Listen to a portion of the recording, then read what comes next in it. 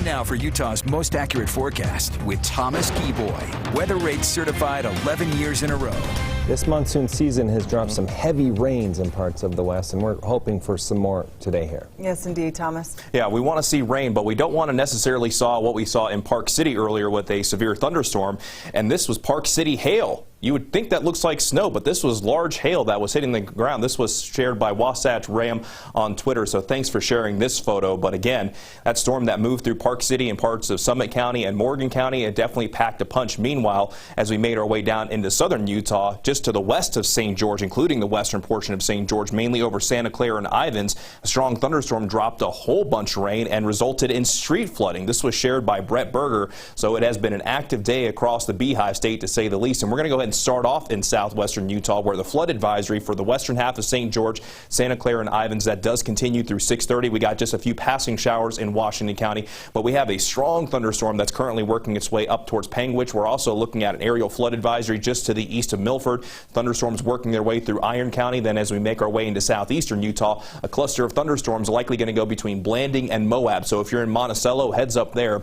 We're also looking at more thunderstorms coming into Kane County. Then as we find our way into northern Utah, the thunderstorms that move through Park City are now working their way through southwestern Wyoming. But there is a cluster of showers now moving into the Salt Lake Valley. So do not be surprised if you're seeing light to moderate rainfall. But that's about what we're seeing at this point. Rush Valley, it's a different story with a heavy thunderstorm moving over you. And between Provo and Payson, we also have a thunderstorm that's currently working its way in from the southeast. And these showers are likely going to continue to fill into the Salt Lake Valley. We'll keep a close eye and see if those will develop any further than that. But the flood watch that we have for southwestern Utah and stretches as far north as Tooele County over the burn scars and the southern Wasatch Mountains, that continues through this evening, and then it will be reissued for our Friday, as we're going to see more scattered showers and thunderstorms across the Beehive State. Here's the current view from Colonial Flag here at ABC4 News Studio. Still have that northwesterly flow, much darker skies, and seeing a little bit of light rain currently here at the station. Meanwhile, here's the view from Lake Mountain overlooking the Utah Valley, where we are seeing steady rain really across the Utah Valley.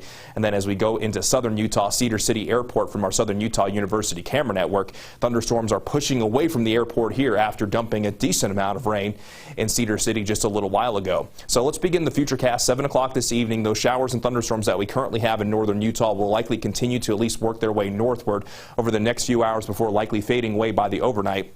But still going to see some passing showers, maybe a few rumbles of thunder here or there. And then Friday is going to follow a very similar script compared to what we find today, where there are going to be some that don't see wet weather, but there's going to be a decent chance across the state. And like today, some spots could see multiple rounds of wet weather. It really just depends on where you are. And that best chance for showers and thunderstorms will be along the I-15 corridor, generally favoring the higher terrain. But you'll even see along the Wasatch Front, still better than a 1 in 3 chance that wet weather finds you. Also down in southwestern Utah and southeastern Utah, a little bit lower of a chance, but like we're seeing today, that chance will still exist. And for our national parks, maybe getting an early start on your weekend, flash flooding is not only a possibility, but a probability at most of the parks. Daytime highs will be very similar to what we had today: 92 in Salt Lake, 97 in St. George, and 99 in Moab. And the chance for showers and thunderstorms will be sticking around across the southwest desert. Might not see rain each day, but that potential will be there, with daytime highs in the mid to upper 90s. Then along the Wasatch Front, scattered thunderstorms for our Friday, and keeping that chance into this weekend with a slight chance Monday into Tuesday. Glenn, Emily.